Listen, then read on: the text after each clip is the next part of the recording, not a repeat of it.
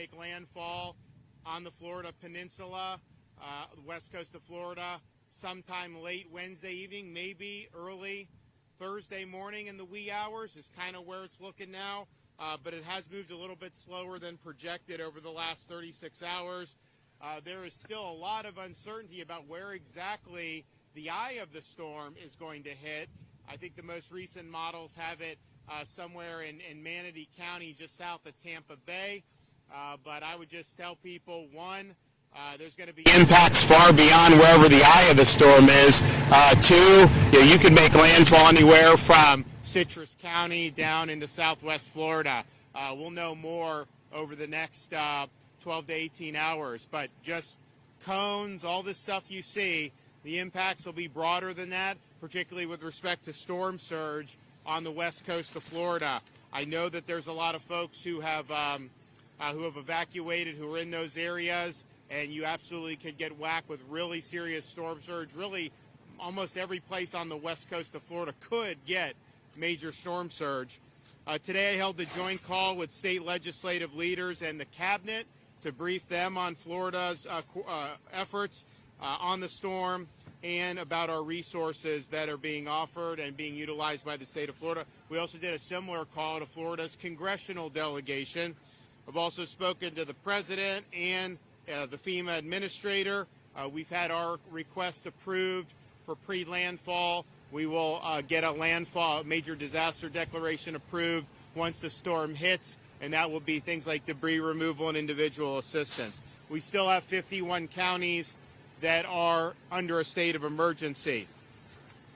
There's pretty much warnings or watches on almost the entire Florida peninsula.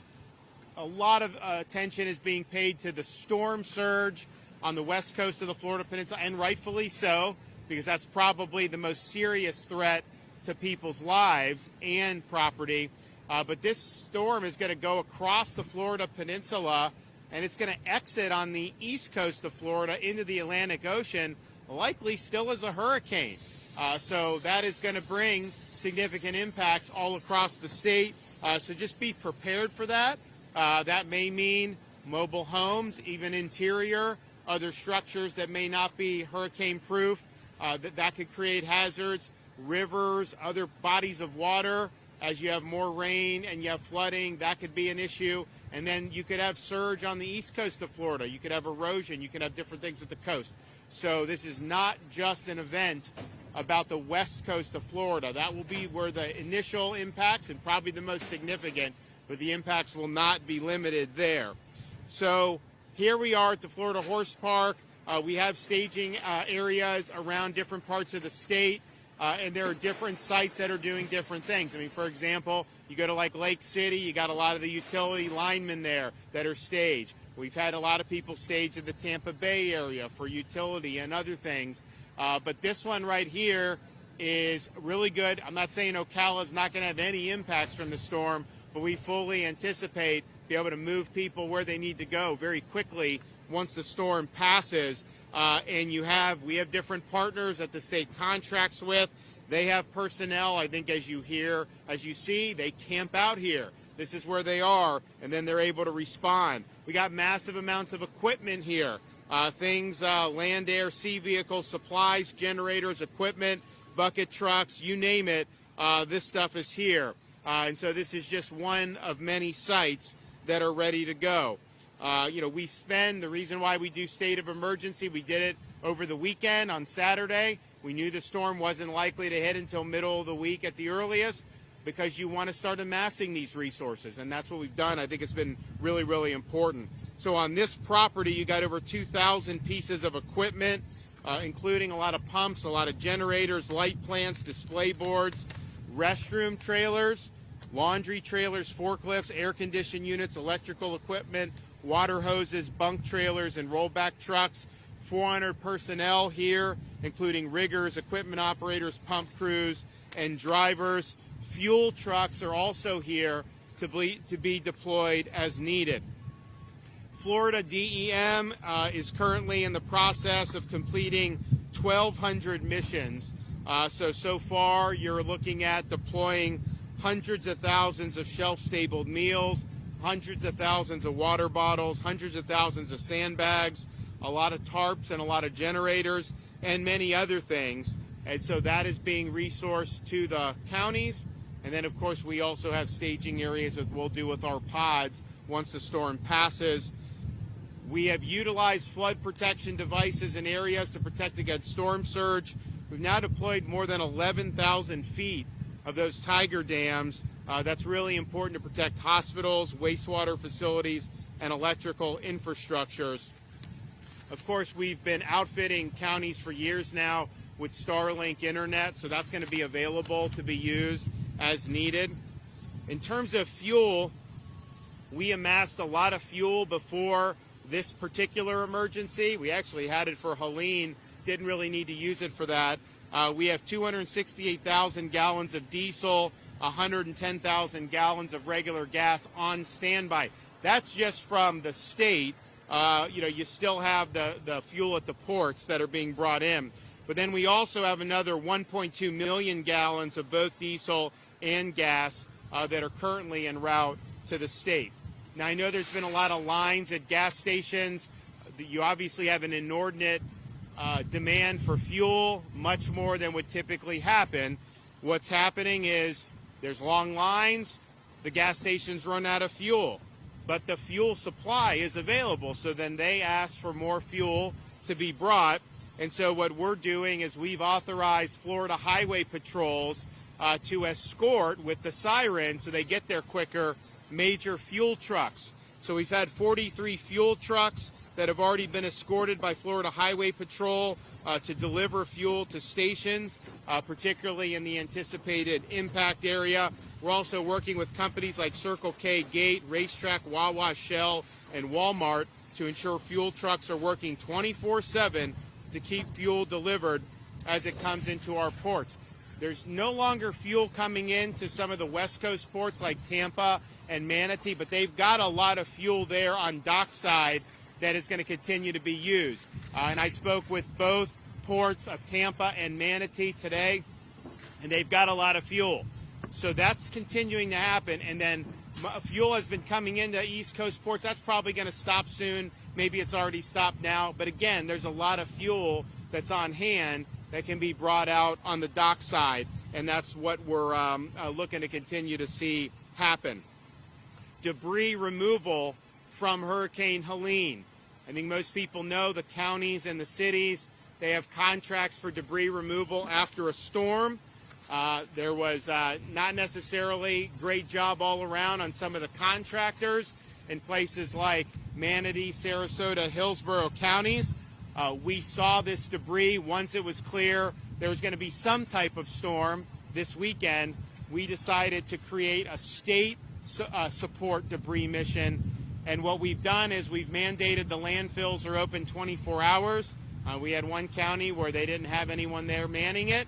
We opened it up forcibly, make sure that debris can be brought in. So that's Florida Department of Transportation. They've now deployed over 300 dump trucks so that work to remove debris 24/7, and they're going to continue to do it all day today and as long as they can tomorrow before we start to feel impacts from the onset of the storm. So as of this morning, Florida Department of Transportation has removed over 1,300 truckloads of debris in a little over 48 hours. That's a huge, huge amount.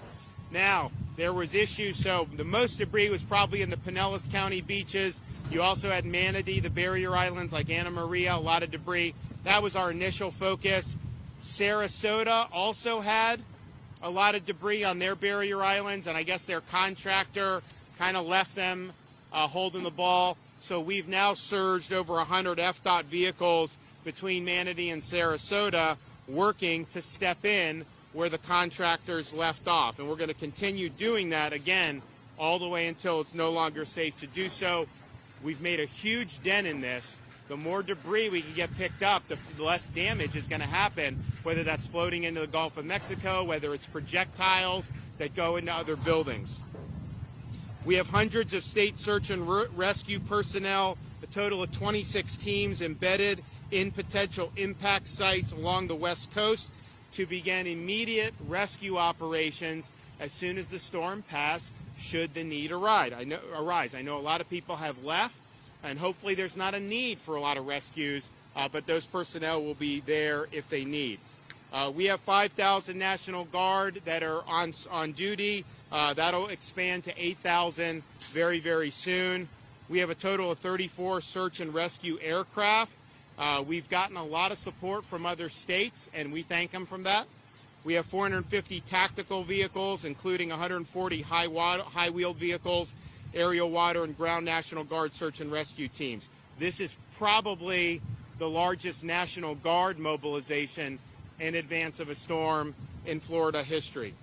We also have the Florida State Guard, 10 maritime crews, 3 high-water UTVs, 2 UH-60 Blackhawks, 4 drone teams, 15 cut and toss crews, 2 amphibious rescue crews, and almost 200 Florida State Guard soldiers.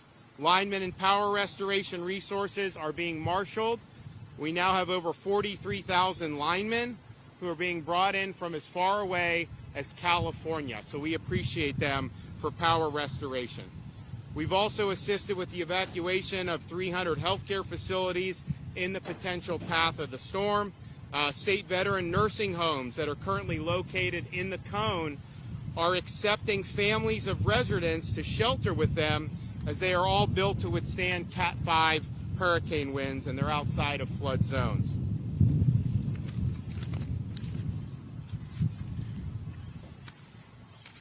Florida Disaster Fund. This was activated after Ian, Idalia, and Helene. If you want to support for Milton, go to floridadisasterfund.org. This is really, really significant way to help people. You should be executing your plan now. If you're going to get out now. You have time today. Time will be running out very shortly if you wait any longer. Of course, there's a lot of mandatory evacs that have been done.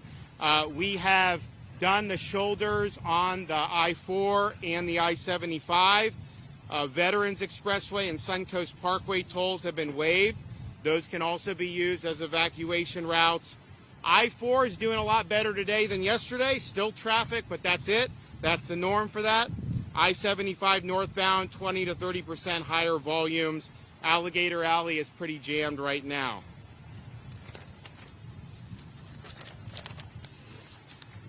We have an unprecedented effort underway. I want to thank everyone that's been involved. It's not easy, especially when you've just responded to a Category 4 storm, Helene, to have it done. I know everybody's tired. Trust me, we get it.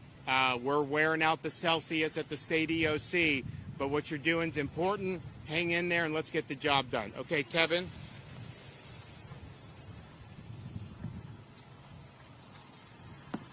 Thank you, Governor, for your leadership and commitment so that we have the resources that we need to respond to this unprecedented event. The State Emergency Response Team continues to work on more than 1,000 missions that the Governor's already mentioned.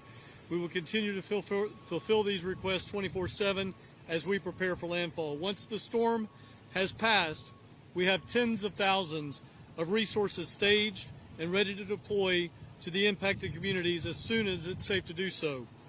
Life-threatening storm surge is expected along Florida's west coast. Storm surge values shown in some areas could exceed 15 feet. Counties from Levy to Collier have ordered mandatory evacuations, and I urge you to heed those warnings if you're in one of those zones. By now, I hope you know whether if you live in an evacuation zone or not. But if you do not know, please go right now to floridadisaster.org/know and find out if you live in an evacuation zone. If you are in a mobile or a manufactured home or in a low-lying flood-prone area, it is never safe to stay in that situation. No matter what year it was built, you need to evacuate. Please remember, evacuating doesn't mean driving hundreds of miles. It means just driving tens of miles to the closest friend, family, or shelter nearest you. I want to reiterate that shelters are free. Nobody is going to charge you to go to a school, stay in a shelter, even one of the state shelters that the state of Florida has opened. Shelters are free. Please make sure you bring your pets with you. The state is going to open a series of shelters to supplement county shelters. Should the need arise, we will be ready to take the surge capacity. 2 of those shelters that we have already opened are Wiregrass Sports Complex in Wesley Chapel, Florida, and the Seminole Tribe Event Center in Tampa, Florida.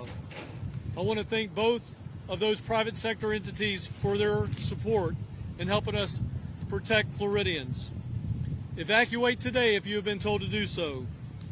If you have been asked to evacuate and you ask yourself, should I would ask you to ask the next question, is it worth the risk? As the governor said before, there are options to assist residents with evacuating. We have a shuttle system that the state of Florida provides. If you need a ride, you can certainly go to Lyft or Uber and put in Milton Relief. That's Milton Relief to get a free ride, or we'll send a bus to pick you up. That number is 1-800-729-3413. Power outages are expected with this storm. Widespread tree and foliage damage is expected with this storm. Right now is a great time to make sure all of your portable electronic devices are charged. Please make sure your supply kit has at least 7 days worth of food in it. Again, today is the day. Today is the day. Time is running out. You need to start to execute your plan. Please be sure to follow our agency on X and Instagram at FLSERT, that's at Florida CERT, and on Facebook at FDEM, as we continue to share important information in real time. Again, Governor DeSantis, thank you so much for your support. All right, thank you, Governor, for your leadership, and good afternoon. So FDOT has been hard at work, not only responding to Hurricane Helene, but also switching our focus to preparing for Hurricane Milton. A big part of that is the debris mission that was directed by Governor DeSantis. Hurricane Helene left a lot of debris behind. Governor asked state agencies, marshal all of your resources, bring your people, bring your equipment, get as much debris off the barrier islands as you possibly can before Hurricane Milton makes landfall. We've been hard at work. We've been working with the Department of Agriculture, the Florida State Guard, the Florida National Guard, Southwest Florida Water Management, and the Florida Highway Patrol to move this debris as quickly as possible. You heard from the governor in the past 48 hours, we've removed over 1,300 loads of debris, which is nearly 24,000 cubic yards. That's in just 48 hours. Truly is remarkable. We're also putting in a lot of other efforts to prepare for this event. We do ask our local governments, local municipalities, counties, and their debris contractors and vendors. This is a 24/7 operation. Bring your resources to the table. Continue to move debris. The more debris we remove, the better off these communities are going to be. We have suspended tolls in Central and West Florida and also along Alligator Alley and 595 Express in South Florida to facilitate evacuations. Together, FDOT and the Florida Highway Patrol implemented emergency shoulder use along I-4 from Tampa to Orlando and also along I-75 from Tampa to I-10 in Columbia County. We have had very heavy traffic since we did that, but it did begin to relieve. Late last night, it began to return to normal. We have seen heavy traffic and congestion throughout the day. I-4 has returned to normal with the exception of our normal congestion areas. I-75 is still seeing 20 to 30% higher volumes. Alligator Alley today has seen significantly higher volumes. This is a good thing. People are evacuating. They're heeding the evacuation orders. We're going to continue to support that. We've expanded our Road Ranger Service Patrol. We're providing motorist aid, fuel for stranded motorists, and helping disabled vehicles get out of the travelway. You can still evacuate. There's still time. The window is closing. One thing I would like to say, please do not wait until the last minute. It can be very dangerous to drive with heavy rain and high winds. Every storm season we end up seeing traffic fatalities from people who wait to the last minute to leave. If you're wondering, should I evacuate, go ahead and evacuate while you still have time and get you and your family to safety. We're monitoring causeways and bridges on the West Coast, specifically in the Tampa Bay region. If you're planning to evacuate, keep in mind that at some point the bridges and causeways will have to close. When winds exceed 40 miles per hour and the wave impacts make travel unsafe, we will coordinate with Florida Highway Patrol and local law enforcement to close the bridges and causeways for travel. At some point, it will be unsafe for those troopers to remain in place, and they will have to go find safety. Please obey posted signage and barricades. If you choose to cross a bridge or a causeway that is closed, you are putting yourself and those with you in extreme danger. We have suspended construction on all of our construction projects statewide. We have removed all planned lane closures to facilitate evacuations, and we've also had a statewide call and coordination with our construction industry. They have offered all the resources they have and people they have to help us respond to this emergency. We are expecting significant widespread impacts, and we're going to be ready to effect any temporary emergency repairs that are needed as quickly as possible. We've staged 156 bridge inspectors around the forecast impacted area. We have 328 team members staged for cut and toss operations and over 1,500 pieces of heavy equipment ready to go. We will be pushing in right behind Hurricane Milton as it makes landfall, and we will push in behind it as it crosses the peninsula to fix and repair roads and clear roads so that the life safety mission can continue. We've been in close coordination with our seaports. Port Key West, Port Tampa Bay, Port St. Pete, Seaport Manatee are all closed on water side, but as the governor mentioned, they are still moving fuel on land side. Port of Fort Pierce, Port Palm Beach, Port Everglades, Port Miami, Jacksport, Port Canaveral are still open, but will be closing soon on water side. We've been in close coordination with all of our airports. For any suspensions, cancellations of flights, please get with your airline provider. For traffic information, up-to-date information, we have 10 regional traffic management centers across the entire state that work 24/7. We are updating FL511.com live. This is the source of information for traffic. If you need to know route, if you're getting ready to evacuate and need to know which route to take, go to FL511.com.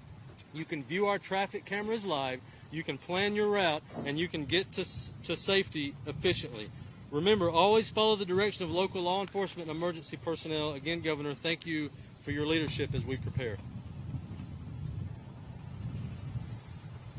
Well, we appreciate everybody that's been working hard. As I mentioned, there's been state of emergency now for over 2 weeks straight in terms of mobilization, preparation, response to one Category 4 storm, and now mobilization and response to another major hurricane. It's not easy. I know people have been working around the clock, not just with state government, but our local counties and cities, and then all the other partners that participate in this. But people are pushing forward. They're stepping up. I know some of our residents that just experienced hurricane damage from Helene are also fatigued. Just hang in there and do the right thing. Just let's get through this. We can do it together. And then on the other side of it, make sure everybody's safe, and we'll put the pieces back together. The state is strong. We're going to be able to weather it. Not going to be easy. We're going to suffer damage, but don't lose faith. It's a tough thing to do 2 storms in 2 weeks, but we'll get through it. Okay. Any questions? We're starting to see, Mr. Governor, we're starting to see some price gouging already at the gas stations. Is there a plan to try and prevent this, and what people will do? So the question's about what happens with the price gouging at gas stations. Attorney General Moody is on that. That's her purview. I know she's actively policing that. So if you do have examples of that, I know she'll want to follow up with that very quickly.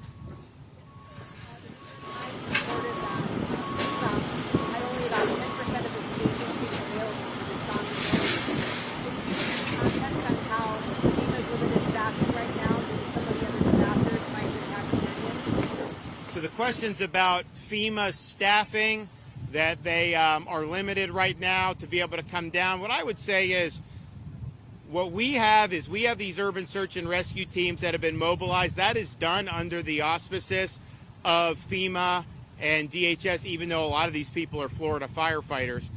So that is being done. I think that's an important component. In terms of like staffers and some of the bureaucracy, fortunately for Florida, we have a machine. I mean, this is something that we work on. We know we've got to deal with it, being a tropical state, and we do. And so I think what will happen is once we get major landfall, major disaster declaration post landfall, that we'll be able to hopefully get that individual assistance, get the debris kicking. So I'm not sure how much of an effect it's going to have on us, because we're going to have a robust response. I think you look at some of the other parts of the country, the state that didn't have as much of a robust response in some of those areas. So we have more people on hand than we've ever had. I'm confident that the federal government will approve what we need approved going forward, and we'll make sure that we continue doing the best we can for the people of this state. What necessitated that? What sets this storm apart? So the question's about, this is a massive guard mobilization. What necessitated that? Well, part of it is it's a big storm, powerful storm, and it's going in an ominous track. One of the worst places to take a major hurricane is the Tampa Bay area. It's low-lying. You have Pinellas County as a peninsula surrounded by water. The prospect for devastating storm surge is high, and it has a chance to damage a lot of property and put a lot of people's lives at risk. Now, I think most people have gotten out, but the reality is this is something that we planned for. This is something that we knew could be something that happened, and it's not guaranteed this is going to go into Tampa Bay, as I mentioned. It could go north of it. It could go down further into southwest Florida. That's all possible as this thing continues to approach the Florida peninsula. But, to compare to like Helene made landfall in the Big Bend of Florida. We had no fatalities in Taylor County at all from a major 15, 20-foot storm surge. That's pretty remarkable, but there's also much fewer people there. You start talking about the greater Tampa Bay area, that's millions of people. And then if the storm rides I-4 out to the Atlantic, that's many millions more. So I think that reality and possibility necessitated the robust response. Okay, thanks everybody.